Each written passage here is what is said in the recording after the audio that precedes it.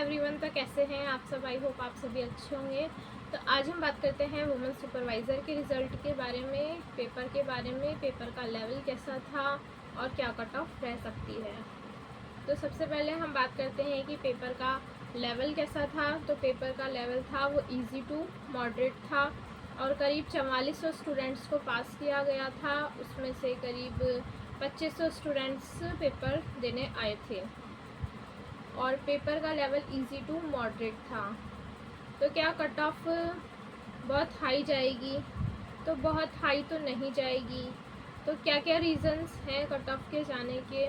एक तो negative marking नहीं थी, तो इस वजह से कट ऑफ थोड़ी सी हाई रह सकती है, पर बहुत ज़्यादा हाई भी नहीं जा सकती है, क्योंकि कोई भी स्टूडेंट हो, भले ही कितना ही इंटेलिजेंट हो, 15 से 20 क्वेश्चन सभी के गलत हो ही जाते हैं। तो आप सभी ने अपने नंबर जोड़ लिए होंगे और मेरा ऐसा मानना है कि आपने नंबर जोड़े होंगे, पर आपको पूरे क्वेश्चंस नहीं मिल पाए होंगे यूट्यूब पर, क्योंकि मुझे भी नहीं मिल पाए हैं। जैसे कि इंग्लिश के क्वेश्चंस के आंसर नहीं मिल पाए हैं और कुछ बाल विकास के क्वेश्चंस के आंसर नहीं मिल पाए हैं। तो इस तरह से मैं पहले अपना बता देती हूँ कि मैंने 150 के में से पूरे 150 क्वेश्चन अटैम्प्ट किए और उसमें से मैंने 25 क्वेश्चन मेरे गलत हो गए। उसके अलावा 111 क्वेश्चन मेरे सही हैं और 14 क्वेश्चंस के मुझे आंसर्स नहीं मिले हैं। तो मेरा ऐसा मानना है कि कट ऑफ और अच्छे से हम जब डिसाइड कर पाएंगे, जब इसकी ऑफिशियल आंसर की आ जाएगी, बोर्ड क्या आंसर्स मानता है, उसके बेसिस पे हम और अच्छे से डिफाइन कर पाएंगे। पर अभी की अगर हम स्थिति देखें तो अभी जिन भी गर्ल्स के मैंने मार्क्स देखे हैं, ओबीसी जनरल के गर्ल्स के, अगर जो मैंने देखा है कि कोई बता रहा है 120 क्वेश्चन राइट हैं, कोई बोल रहा है 125 क्वेश्चंस राइट हैं, तो गर्ल्स कैंडिडेट के अच्छे मार्क्स आ रहे हैं। और मेरा जो सेंटर था वहाँ पे मैंने ये भी देखा कि कुछ गर्ल्स को यही नहीं पता था कि नेगेटिव मार्किंग है या नहीं है। तो ये भी एक फैक्टर है कि जिन गर्ल्स को ये नहीं पता होगा कि नेगेटिव मार्किंग नहीं है, उन्होंने क्वेश्चंस को ही पूरा अटैम्प्ट नहीं किया होगा।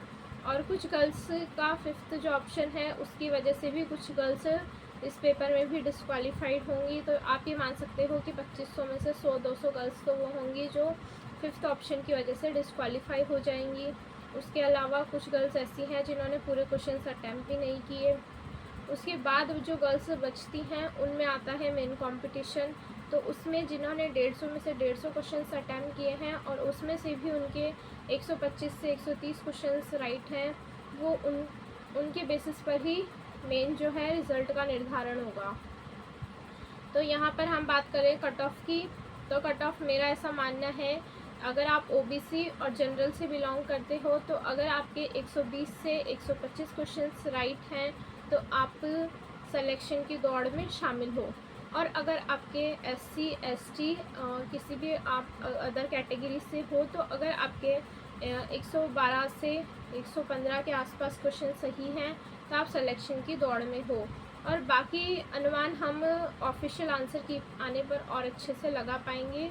एक मोटा मोटा आइडिया है, क्योंकि कोई भी कैंडिडेट होता है तो 20 क्वेश्चन तो इजीली हो ही जाते हैं गलत। तो 130 क्वेश्चन सही कर पाना भी बहुत ही एक मुश्किल टास्क है। तो इसलिए यही मेरा अनुमान है।